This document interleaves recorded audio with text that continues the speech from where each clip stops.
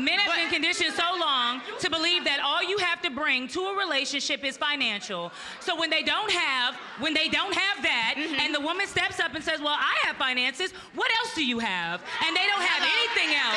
No communication.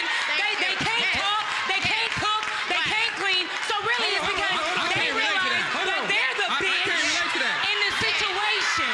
You're the bitch in the situation. And that's the reason why you're acting like that. That's the reason why. Hold on. Wait. But y'all still sucking his dick though. Ace. Here we go with that shit. Ace. You see how we do that? If you know that I feel this is disrespect, I feel like if I call my nigga a bitch, that's disrespectful, and he's gonna feel. I would never call him that. Absolutely. If I feel that exact same way, why would you? I don't care how mad you get. Why would you call me a bitch? If you call me that, that's because I'm moving crazy, and I've been moving crazy for a while because with a man, it's gonna build up. With a woman too. It takes a point, like a build up when we get to the point where we reckless and we really are a bitch and we gonna say whatever we say and we don't care how you feel because it done built up in me. I got to get this on my chest. So in that moment, yes, we're gonna be a nasty bitch. Can we resolve that? Can we move forward that? Or do we just need to go about our business? But some stuff is disrespectful with like, nah.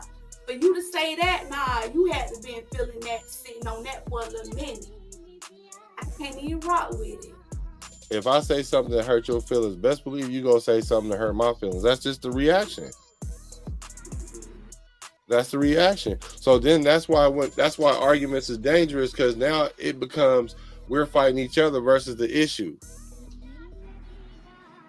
So when she say, "Well, you could have said it nicer," okay, he could have said it nicer, but they know that they on a panel and they say the most egregious things.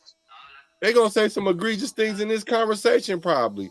But when it comes to women hearing what men feel and think, oh, it's got to land so softly. It's got to not offend me. It's got to not hurt my feelings. It's got to not come off rude. It can't be misogynistic. It can't be one view. It's got to be, well, you do it too.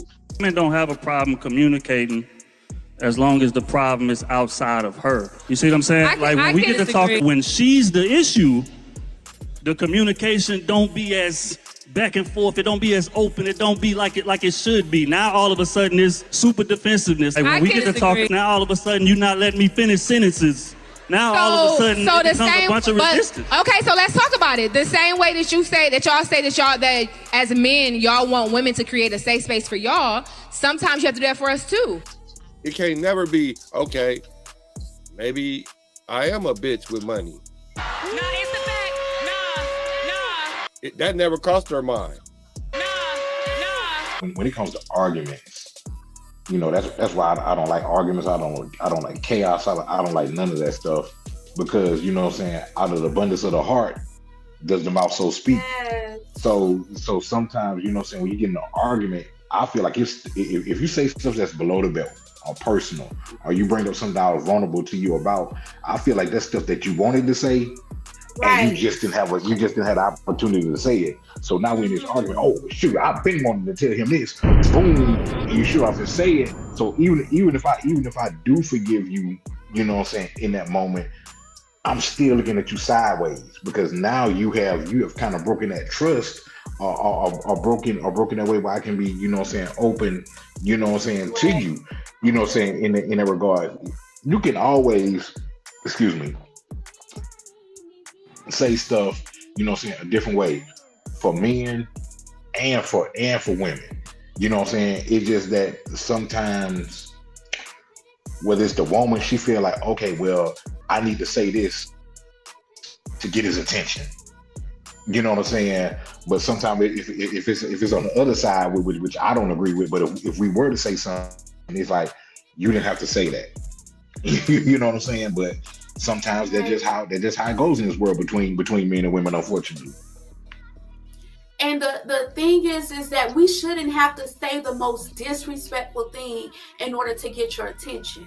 Why is it that when I just come to you and say, listen, this is how I'm feeling, I don't want to feel like that, why can't it just be corrected there? Why does it have to build up and I got to keep talking to you about it to the point where now I'm being disrespectful? Because it builds up because it never gets resolved when it gets brought up initially.